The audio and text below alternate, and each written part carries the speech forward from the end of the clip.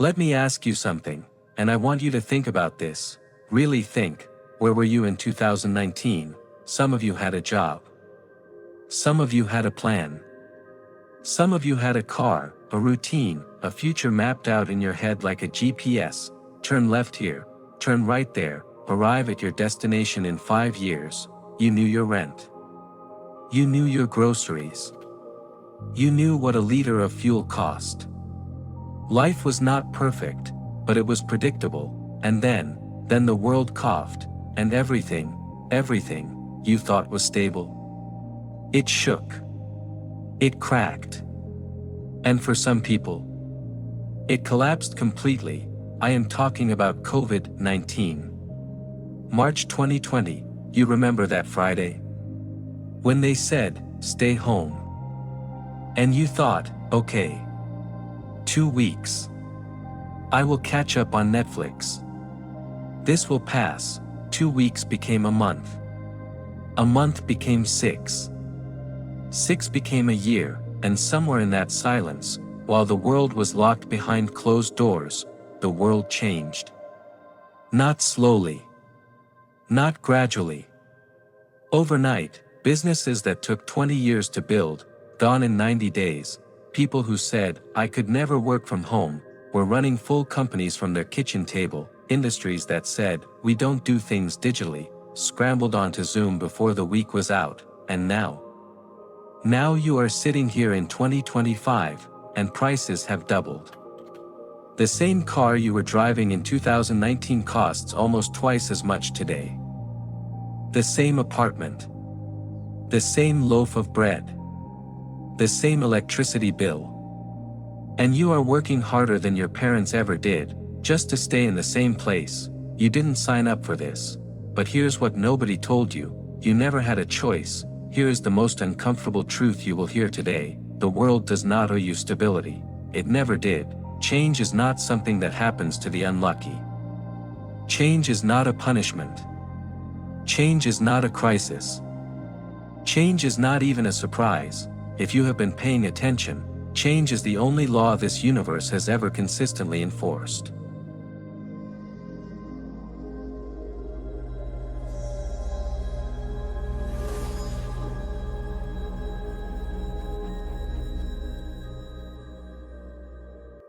Think about it. Since before you were born. Since before your parents were born. Since before this country had a name, things have been changing. Empires fell. Languages died. New ones were born. Technologies that seemed miraculous became garbage within a decade. The telephone replaced the telegram. The smartphone replaced the telephone. And right now, as you sit here, something is being built in a garage, in a lab, in someone's bedroom, that will replace something you currently depend on. The question is never, will things change? The only question is, will you? You know what is funny to me? We have all lived through change, and we have all survived it. Every single one of you. You just forgot. Let me remind you, remember primary school? You were stressed. You had exams, homework, a teacher who seemed like the strictest human being alive. You thought, this is hard. This is so much pressure. I cannot wait until this is over. And then secondary school came, and you looked back at primary school and said, that was nothing. That was drawing pictures and learning the alphabet. I was stressed over that. Laugh with them. Let the room laugh too, and then university arrived. Or your first job. Or real bills. And suddenly secondary school felt like a holiday. Like a warm afternoon with nothing to do. I was worried about that. I should have been enjoying every second. You see what happened there? Every level of difficulty only looks easy once you have survived the next one. This is not coincidence. This is the pattern of growth. Every single time you adapted, every single time you pushed through what felt impossible, you became someone who could handle more. That is not luck. That is evolution. Personal evolution, and the most successful people in the world. They understood this early. They stopped running from the hard level. They ran toward it, because they knew that on the other side of that difficulty was a version of themselves that nobody could take away. Slow down. Speak with authority. This is where you build credibility, and I am not just saying this to motivate you. The research backs this up. A landmark study by psychologists at the University of Michigan found that individuals who demonstrated what they called psychological flexibility, the ability to adapt their thinking and behavior when circumstances changed, were significantly more successful professionally, had stronger relationships, and reported higher levels of personal satisfaction than those who resisted change. Psychological flexibility. That is a scientific term for what your grandmother used to call rolling with the punches, and here is something even more striking. Harvard Business Review published research showing that companies and individuals who embraced disruption, who did not just react to change, but anticipated it, consistently outperformed their peers. Not by a little. By a significant margin. You know what the most common trait was among the highest performers? They were comfortable being uncomfortable. They did not wait for things to stabilize before they moved. They moved while things were unstable, and that is exactly what separated them from everyone else who was standing still, waiting for permission to begin. Now let me talk about something that nobody wants to say out loud, but everybody is thinking about, because we can talk about mindset all day. We can talk about attitude and perspective and resilience. But at the end of the day, you have got rent. You have got a family. You have got a future that requires funding. And in a world that is changing this fast, the old financial playbook is outdated. Your parents told you, get a good job. Save your money. Retire at 65, that was good advice. For their world, but their world had one income stream. One employer. One pension. And the cost of living was manageable on that single income. Today, the average cost of living has outpaced salary growth in nearly every major economy. A 2023 global survey by Deloitte found that over 46% of millennials and Gen Z live paycheck to paycheck, not because they are irresponsible, but because the financial system they were handed was designed for a different era. Here is the change that most people are missing. Wealth in the modern world is not built on one stream. It is built on multiple streams. The people winning financially right now are not necessarily the smartest people in the room. They are the people who understood that change creates gaps, and gaps create opportunity. When COVID forced the world online, who won? The people who already had digital skills. The people who had an online business. The people who could sell, teach, consult, or create from anywhere. When inflation doubled the cost of goods, who won? The people who owned assets. The people who had invested, even in small amounts, into things that grew with inflation instead of being crushed by it. This is not about being rich. This is about understanding that the financial landscape has changed, and if you are still using a 1990 map to navigate a 2025 road, you will get lost. Every time, start learning the new map. Whether that is a new skill, a second income, a small investment, a side business, start. Not when conditions are perfect. Not when you have more time. Now. Because the people who started in the middle of the chaos, they are the ones who arrive first on the other side.